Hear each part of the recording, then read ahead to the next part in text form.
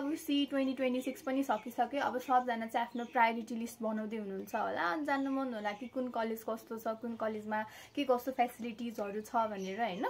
So यो भिडियोमा चाहिँ मैले पास भर्सेस आइओएम गरेको छु हैन। सो पास र आइओएम को केही डिफरेन्सेसहरू या फिर दुईटा कलेजको बारेमा चाहिँ केही कुराहरू भनेको छु है।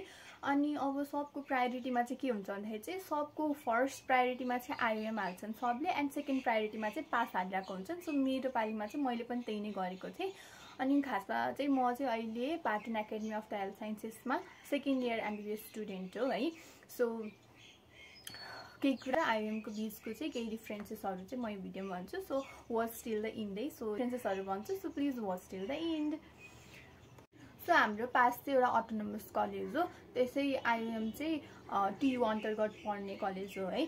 अब त्यसपछि सिट्सको बारेमा कुरा गरौँ। सो पाटनमा चाहिँ पासमा चाहिँ टोटल 65 वटा सिट्स छन्, त्यस्तै आइओएममा हेऱ्यो भने चाहिँ 100 वटा सिट छ। सो यो चाहिँ मैले त्यही डकुमेन्ट हेरेर भने 2026 को मैले आफैले मिलाएर चाहिँ केही भने हैन है।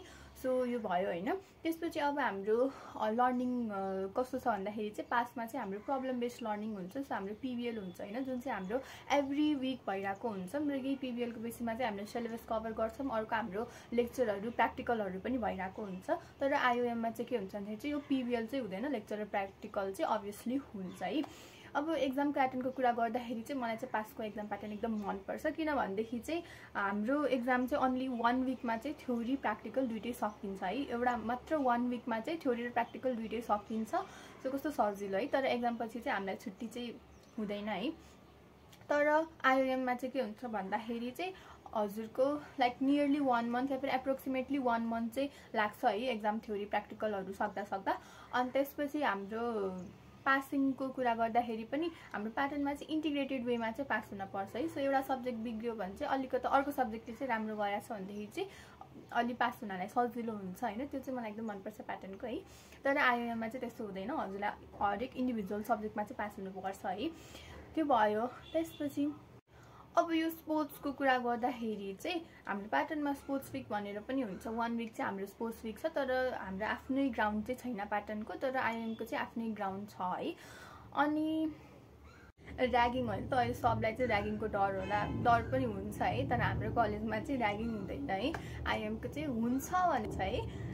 भर्खर चाहिँ मैले एक्जाम चाहिँ हाम्रो 1 विकमै हुन्छ भनेर भनेको थिएँ होइन। सो रिजल्ट आउन पनि त्यस्तै छिटो नै छ कि हाम्रो 1 विक पनि लाग्दैन रिजल्ट आउन। अनि यसै अब सटरडे एक्जाम फ्राइडे एक्जाम सकिया हुन्छ, नेक्स्ट ट्युसडे अनतर थर्सडेसम्म चाहिँ हाम्रो रिजल्ट पनि आइसकेको हुन्छ। सो रिजल्ट पनि एकदम छिटो आउँछ। तर आइएमको हेऱ्यो भने चाहिँ पहिलाको हेर्दाखेरि चाहिँ अलि रिजल्ट आउन चाहिँ अलि टाइम नै लाग्थ्यो है। त्यो छ। अर्को चाहिँ छुट्टीको कुरा गरौँ है त। सो छुट्टी चाहिँ हाम्रो प्याटर्नमा चाहिँ छुट्टीको कुरा गरौँ है त। छुट्टी चाहिँ हाम्रो पासमा चाहिँ विकमा 2 दिन छुट्टी हुन्छ। एउटा वेडनेसडे पनि छुट्टी हुन्छ र एउटा सटरडे पनि छुट्टी हुन्छ। वेडनेसडे छुट्टी भन्दा पनि सेल्फ स्टडीवाला हो है। अनि त्यसपछि अनि आइओएममा चाहिँ हाम्रो सटरडे मात्र छुट्टी हुन्छ। अनि त्यहाँ पुरा इयरली हेर्ने बिदा भनेको चाहिँ दसैँमा हो, तिहारमा हो। एक दिन होलीको हुन्छ, एक दिन न्यू इयरको हुन्छ र एक दिन संविधान दिवसको हुन्छ। त्यसपछि चाहिँ हाम्रो कलेजमा चाहिँ त्यस्तो अरू छुट्टी चाहिँ हुँदैन है। अनि हाम्रो पासमा चाहिँ फर्स्ट इयरबाटै आइसिएम हुन्छ, जसमा चाहिँ हाम्रो प्यासनको एक्सपोजर चाहिँ फर्स्ट इयरबाटै हामीलाई यस्तो हिस्ट्री लिन चाहिँ लिएर गइराख्नु भएको हुन्छ वार्डहरूमा हैन। अनि अर्को एउटा युनिक कुरा चाहिँ हाम्रो पासमा चाहिँ ब्यारियर इयर भनेको फर्स्ट इयर पनि ब्यारियर इयर हो, सेकेन्ड इयर पनि ब्यारियर इयर हो। तर आइओएममा चाहिँ सेकेन्ड इयर मात्र ब्यारियर इयर हो नि त। अनि अर्को चाहिँ हाम्रो सप्लिमेन्टवाला सिस्टम चाहिँ पहिला थियो, अहिले चाहिँ छैन हाम्रो। सो फर्स्ट इयर र सेकेन्ड इयरमा सप्लिमेन्ट एक्जाम पनि छैन। अनि त्यसपछि यो चाहिँ हाम्रो barrier year first year second year दुइटै हो। तर आइओएममा चाहिँ सेकेन्ड इयर मात्र ब्यारियर इयर भयो हैन। अनि त्यसपछि अर्को कुरा चाहिँ हामीलाई चाहिँ यस्तो सेल्फ स्टडीहरू चाहिँ धेरै हुन्छ कि लेक्चरहरू त्यति धेरै पनि हुँदैन। तर लेक्चरहरू चाहिँ हाम्रो त्यति धेरै पनि हुँदैन, सेल्फ स्टडी सेसनहरू टन्नै हुन्छ, जसले गर्दाखेरि चाहिँ सेल्फ स्टडी गर्न पाइयो। यहाँ वेडनेसडे पनि सेल्फ स्टडीको लागि हो, छुट्टी भन्दा पनि सेल्फ स्टडीको लागि हो हैन। अर्को चाहिँ एउटा कस्तो अझ राम्रो कुरा छ कि पासको बारेमा हैन। सो हाम्रोमा चाहिँ त्यो 11 12 जस्तो फर्स्ट सेकेन्ड थर्ड यसरी भनेर रिजल्ट आउँदैन कि। हाम्रो त हरेक स्टुडेन्टको रिजल्ट चाहिँ त्यो एउटा हाम्रो रिजल्ट चाहिँ त्यो रेन्जमा आउँछ कि 40 to 60, 60 to 80, 80 to 100 भनेर हैन।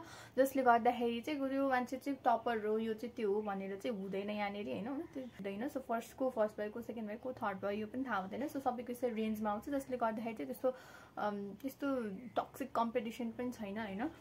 सो त्यो पनि एउटा राम्रो कुरा हो।